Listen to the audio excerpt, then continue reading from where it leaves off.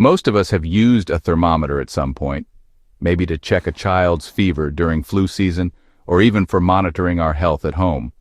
But the question is, should you trust the old-school manual thermometer or go for the modern digital one? In this video, we'll compare digital versus manual thermometers in detail, how they work, their pros and cons, accuracy, safety, and which one you should keep at home. By the end, you'll know exactly which thermometer suits you best. All right, let's run through the types of thermometers out there. Number 1, manual thermometer. Number 2, mercury thermometer, also called the classic silver liquid. Number 3, alcohol thermometer, which has colored red or blue liquid and is safer than mercury. Number 4, digital thermometer. Number 5, basic oral digital thermometers. Number 6, infrared ear thermometers. Number 7, forehead or temporal thermometers. And number 8, non-contact thermometers, which, were most popular during COVID-19. Today, we'll mostly focus on the simple digital versus manual mercury or alcohol thermometer because these are the ones most people use at home.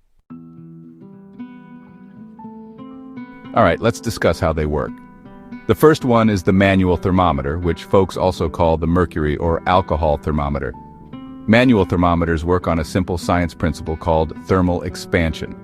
When your body temperature goes up, the mercury or colored alcohol expands and rises in the glass tube. Then you just read the temperature from the scale marked in either Celsius or Fahrenheit. Now let's move on to the second one, the digital thermometer. Digital thermometers, on the other hand, use electronic sensors known as thermistors to measure body heat. The sensor changes the temperature into an electronic signal, and then it displays it directly on a screen. That's why, digital readings are faster and a whole lot easier. Let's talk about manual thermometer accuracy.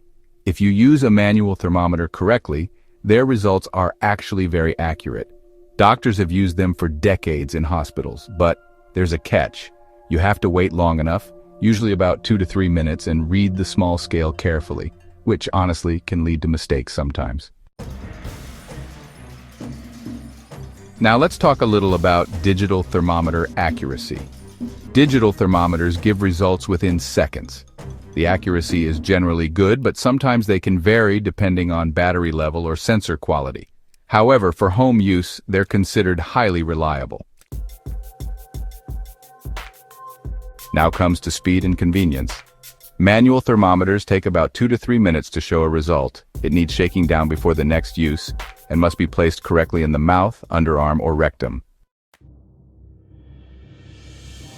The digital thermometers take about 30 seconds to 1 minute, are easy to use, and show results in large numbers on the screen. Some even beep when ready. So if you're checking a restless child, digital is clearly more convenient. All right, let's compare their safety and some other necessary health concerns. Mercury thermometers can actually be dangerous if they break.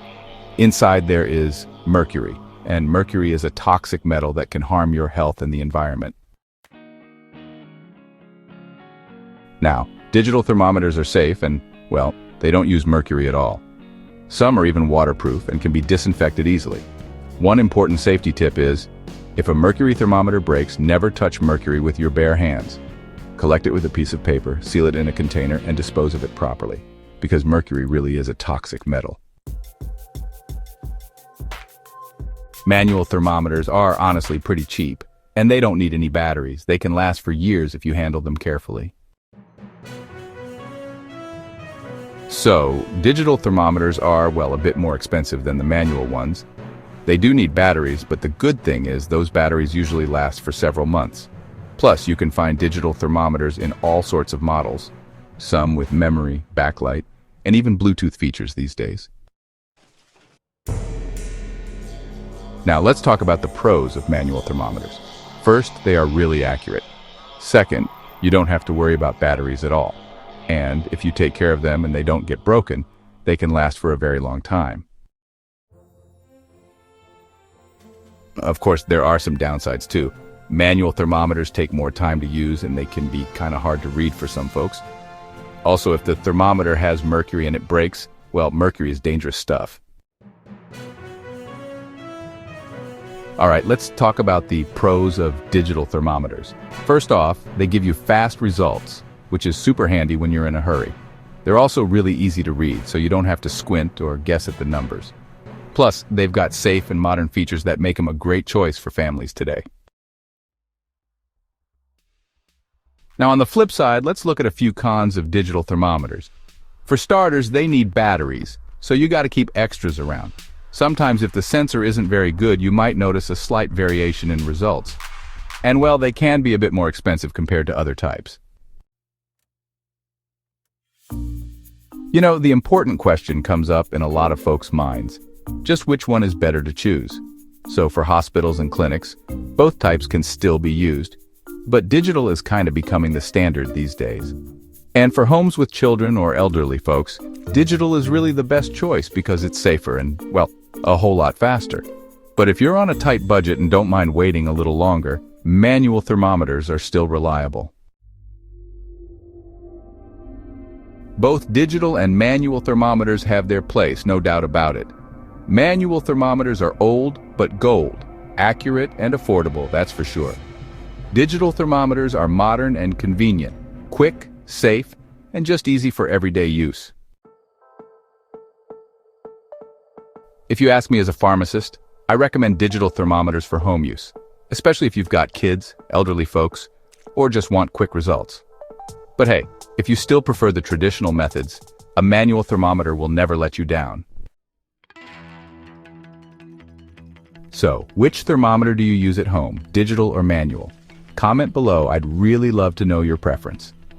And if you found this video helpful, give it a like, share it with your family and friends, and don't forget to subscribe for more simple health explanations.